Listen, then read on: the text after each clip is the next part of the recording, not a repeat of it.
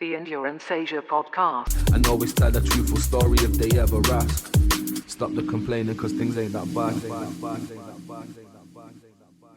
You know, ultra endurance racing, I use it as a metaphor for life, right? Our life is one long ultra endurance race, right? And the principles and the processes for success in an ultra endurance race, a physical ultra endurance race, are the same kind of processes or mental processes we go through, and the same kind of principles that we apply to success in life/work/business.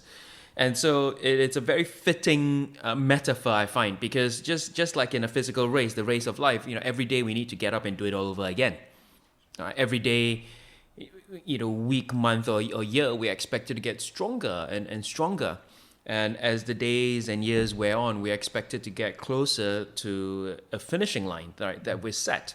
But the only problem is that a lot of people are going through lives, they wake up and they don't necessarily want to do it all over again. Right? You know, we call it the Monday blues, we call it midlife crisis, we call it a whatever. But we just don't want to get up and we don't want to do it all over again. And people do go through their lives not necessarily getting stronger and stronger. And they're certainly not necessarily getting closer to the finishing line. A lot of people don't even know what the finishing line looks like, right?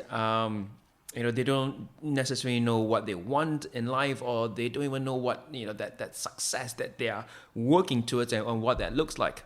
So, you know, it's the same way that you get up, you know, in the middle of the desert in a race, kind of going, oh God, you know, seriously, like, why? You know, why did I do this? And, you know, where's the finishing line going to be today? You know, and what's going to take me there?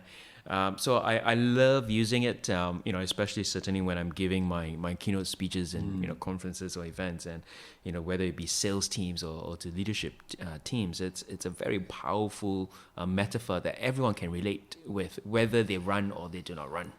It's interesting you say that, because I've just finished reading a book, Great by Choice, by Jim Collins, who wrote Good to Great. Mm-hmm. Have you read Good to Great? I've Good to Great, but not Great by Choice. So Great by Choice is actually his fourth book. So he's got Good to Great and Built to Last, and there's another one, and then Great by Choice.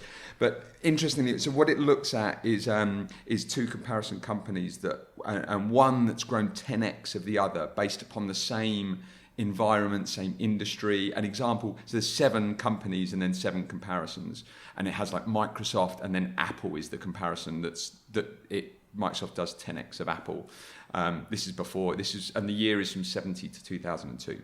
Fascinating book, really. It's just as good as Good to Great. There's some really great parts of it.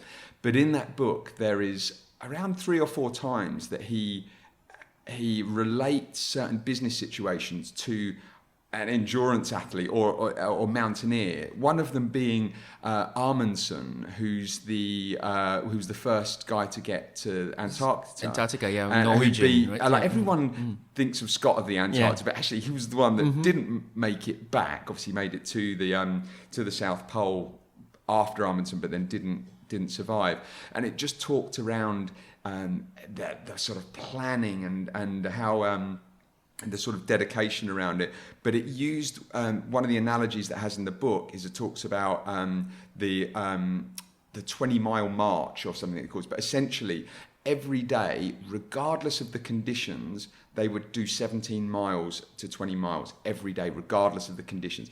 If the conditions were amazing, they wouldn't go, okay, we'll do 30 miles today. They would, like, every day, keeping that consistent movement every day meant that they could, they could keep on planning forward, wouldn't push themselves too hard in good times, or wouldn't just hunker down when the weather was bad. They would still push on through regardless.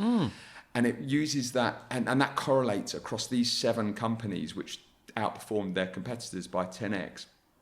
Correlates so an example being when the market is great. I use Southwest Airlines as an example. The markets were great, and they were getting invited to open up new cities all around the US, but they were based in Texas. They were like, we're just going to focus on our core, stick to what we know, and won't expand too quickly. whereas their competitors all were like, right, okay, let's open up all these new routes. And then as soon as like deregulation hit, or whether on 9/11, whatever it was, they were immediately had to like close down flights, close down routes. Whereas Southwest Airlines didn't have 1 year of non-profitability in the sort of 25 years, which in an erratic industry like the airline industry is a perfect example. And they used this sort of like 20-mile march of just continuing doing the same thing every day.